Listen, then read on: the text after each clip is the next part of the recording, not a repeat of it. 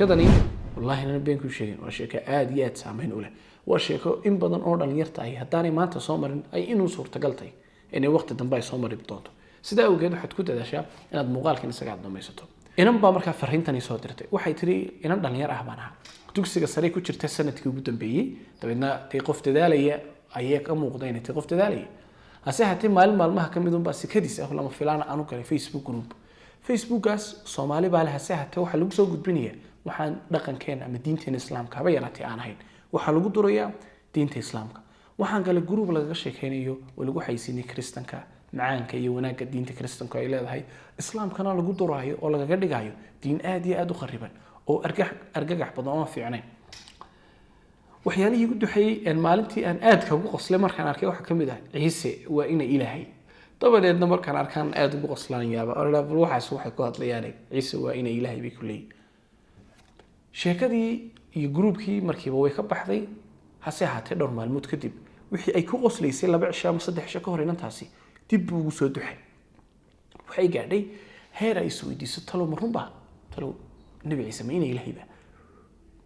ma Ilaahay isaga Ilaahay ba talo diinteena islaamku ma saxba oo takristanku ma qalad ba teena maxaa saxnimada siiyay kuwa kale qalad ka dhigay teena maxay ku fiicantay kuwa kale aynu xumaynayna su'aalo fara badan oo noocaas ay isweydiisay waa qof dhalinyar ah ma haya aqoontii iyo waxa weey wixii ay kaga jawaab lahayd su'aalaha yeeshay inantii waxay bilowday markaa in su'aalihii markii jawaab ay heli weyday in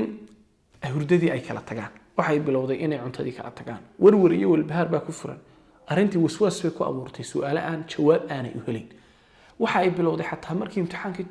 secondary ay dhameeyeen xafladii loo dhigo xafladii murugeedii markii la yaabay si iyo dhinac loo qaaday in la garan maayo kulba la weydiina maxaa ka sii la yiraahdo iyaduna sheegi mayso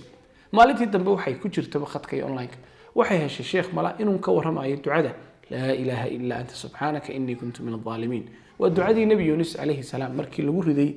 ceelkii waxaan jeedaa markii uu liqay birigi uu akhriyay ilaahayna ku soo farajiday ama uu ku soo badbaadiyay ducadii bayna tan bilowday inay ku celceliso markii dambana way digtay warwarkii walbahaarkii waa ka ba'ay nolosheedii ka luntay muddadii dhowrka toddobaad ahayd oo dhan ama dhowrka bilood kolba intay tahayna dib bay u soo noqotay sheekadan iyada ahi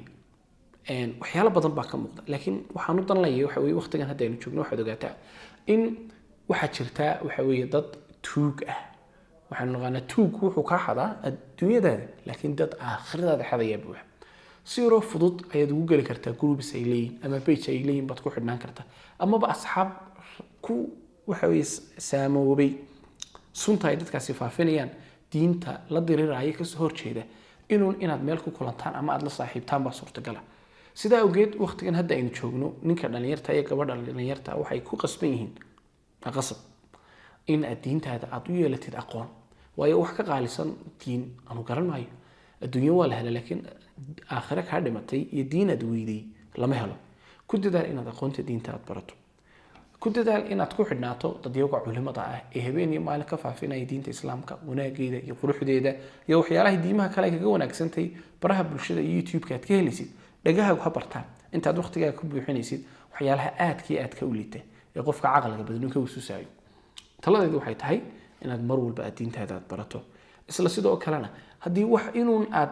tabanaysa ay jirto wax madmadood inuun aad arkaysa ay jirtana dadka aqoonta leh ula tag dadkaas ka shaafiyay dadkaas ka bogsiin doona waayo waxa weeye diintaada ka khasaarta waxa weeye lagu bedeli karo ama badawo laga bogsan karo haba yaraatee ma jirto aan ahayn inuu qofku dadkii culimada ahaa wax soo weydiiyo ugu dambeyn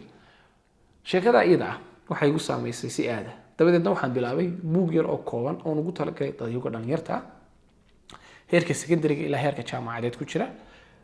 kitaabkaas ama buuggaas ama training-ka ay kooban wuxuu soconayaa 18 ilaa 20 cisho ayuu soconayaa dabadeedna